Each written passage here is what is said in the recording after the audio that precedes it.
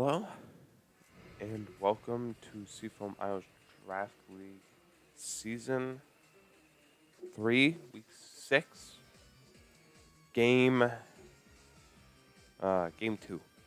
This match is between Unit Coach of Greenwich, Glaceons, and Comkin Coach of the Conversion Porygon Z's.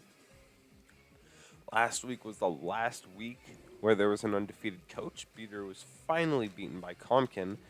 So, right now, Comkin's at the top. Well, not like the best player of the league, but he was the one to take down the best player last week. Obviously, no one's the best player yet. Playoffs hasn't even begun.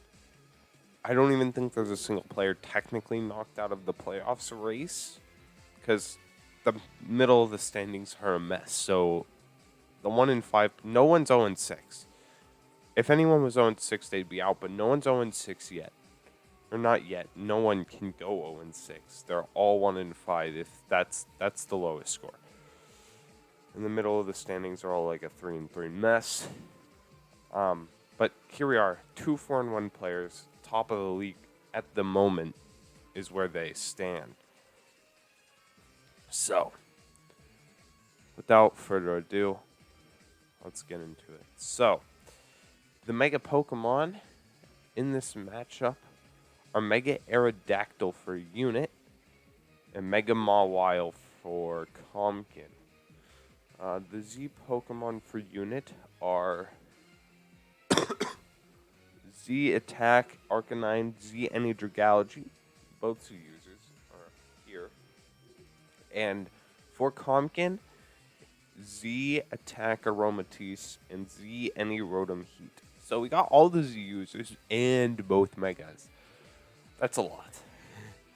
So I would say I would expect at least one Z move to be used that match, but at this point I feel like Z moves have kind of like fallen out of fashion, save for like 1 or 2 people, like Quest specifically. So on one hand, I wouldn't be surprised to see them because they're all 4 Z users, but on the other hand, I don't even know if I've seen either of them use a Z move the entire season. So, we'll see. First impressions in this game.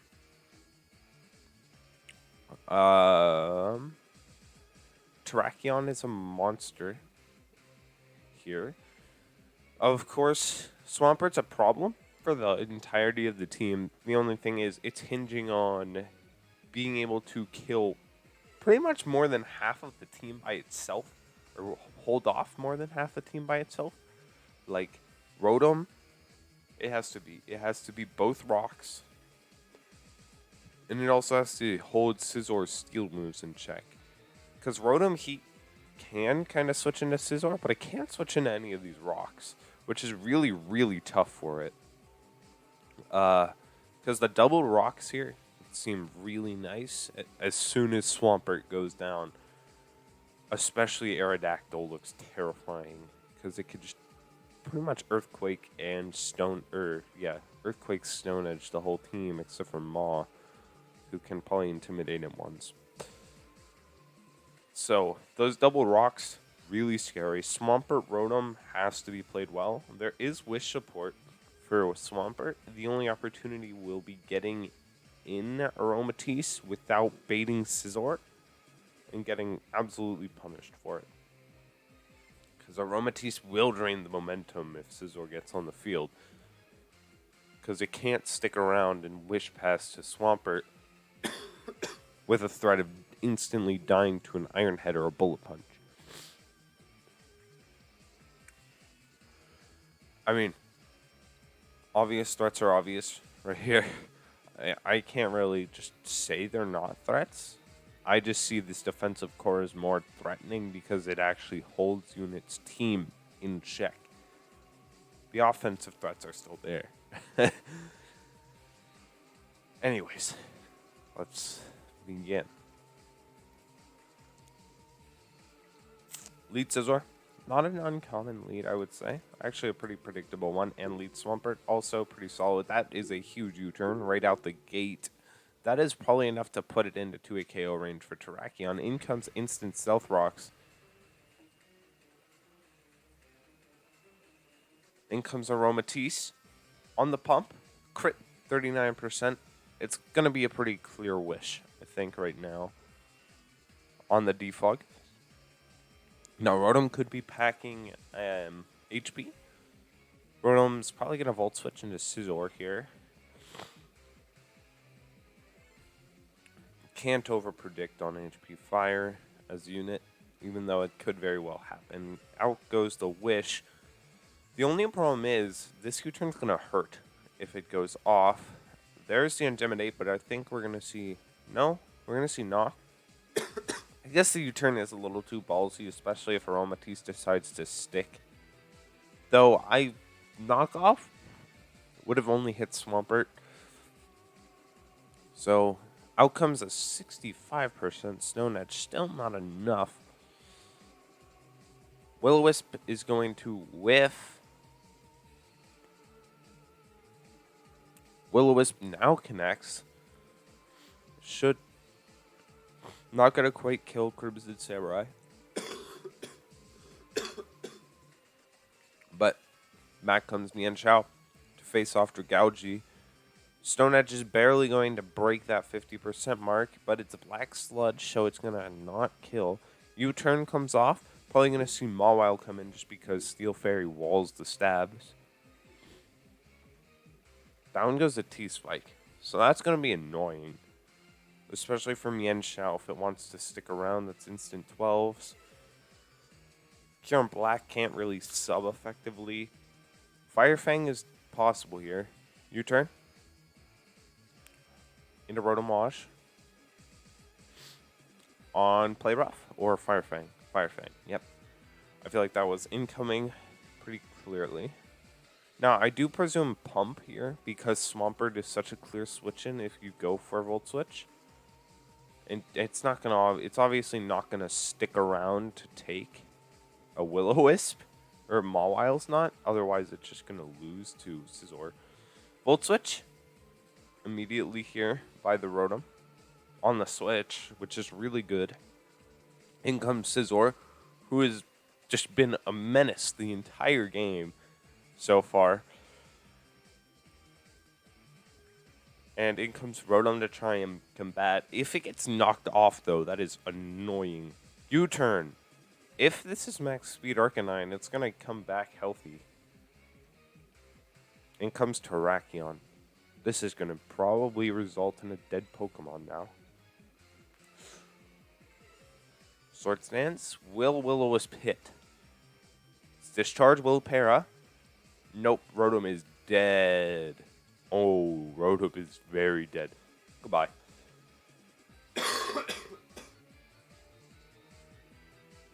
Down goes Rotom.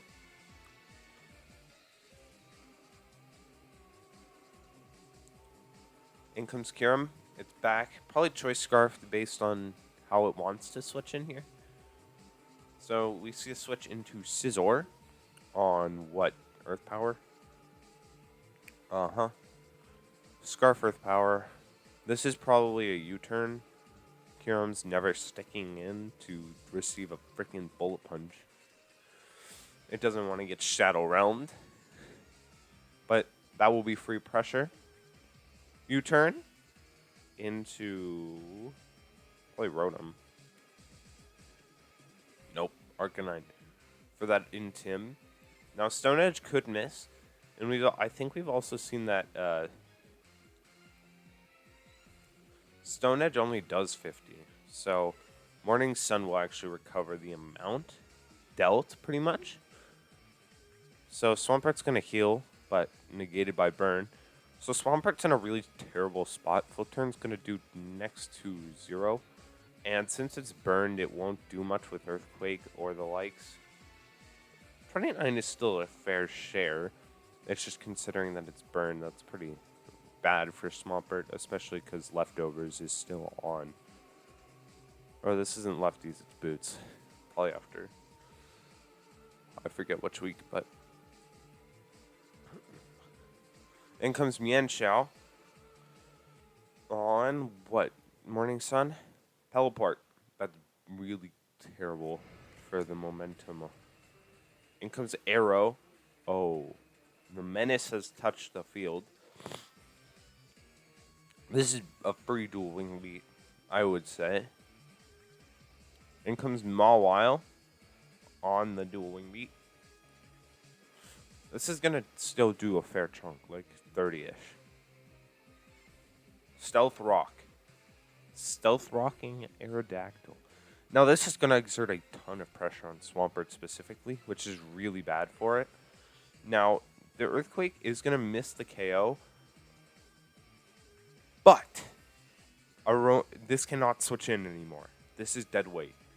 It has to get all of its value now. So, yeah, bringing Scizor in here to capitalize on Mawile not being able to switch back in is just smart.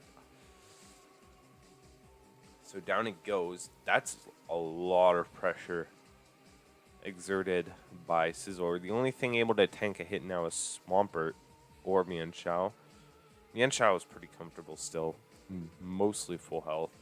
The only thing is it's pretty much relegated to clicking U-turn. Close combat, going to miss the KO. Huh.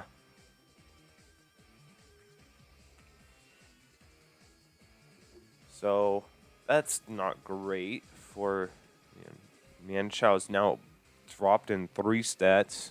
Probably going to have to U-turn here for insurance. Yep. And now it's actually not fully recovered. It's going to be at 99, I'm pretty sure. In comes Kyurem. 39%. Kyurem is so dead right now.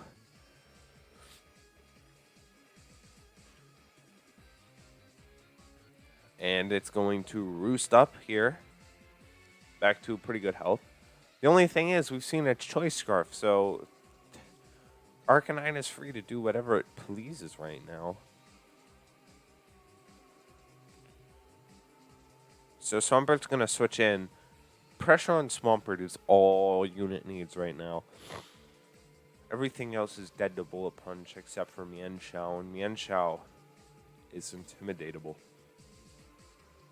So in comes Rotom. Probably just to stare down Pert with a nice little Hydro Pump or a Pain Split. That's U-turn range. We saw that it hit 40. Hit for 40 at the beginning of the game.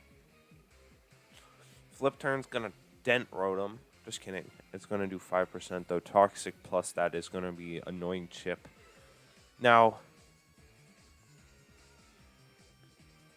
Aromatisse comes in. It's going to want to Wish. The only thing is, it's going to be down at like 10 after a Volt Switch. Yeah, that's rough. 22.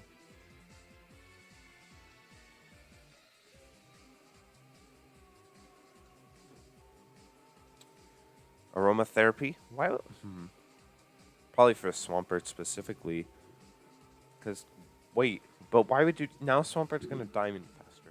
Well, I guess the burn damage reduction is probably worse. Down goes Aromatisse. There's no more Wish being passed here. Brox is so bad right now. It is racking up value every turn. And Poison's back. And in comes Arcanine to intimidate yet again. Stone Edge, not even half. Life Orb is going to chip. Poison's going to chip. This isn't even hazard stacking, and this just shows how potent hazards are, especially in a game that drags out like 30-some turns. In comes Swampert, absorbing so much pressure this game. Now Poison. It's going to do 58% with Earthquakes at this point, though. Will it survive actual hits from 25? That is questionable now. It's faster. Gonna get that Earthquake off. Though I feel like Arcanine can be just used as a intim sack on Mian Shao if need be. So there's the teleport into Scizor. Scizor can probably just clean the game up here. Everything is taken so much. Down goes Pert. 2 left. This is tight. So, like, you look at this. It doesn't look good for Comkin, but look at the HP percent. Kyurem, if it can handle everything except for Scizor, and a regen can keep Mienshao intact, this could be really bad. In comes Terrakion. I feel like Terrakion's semi-unnecessary at this point. In comes Kyurem, takes rocks, takes poison. It has to click an attacking move. It can't go for Roost at all. In comes Rotom. On Earth Power. Yep. Down goes Rotom. That is a certified Terravolt moment. Probably going to see Scizor finish off Kyurem Black here.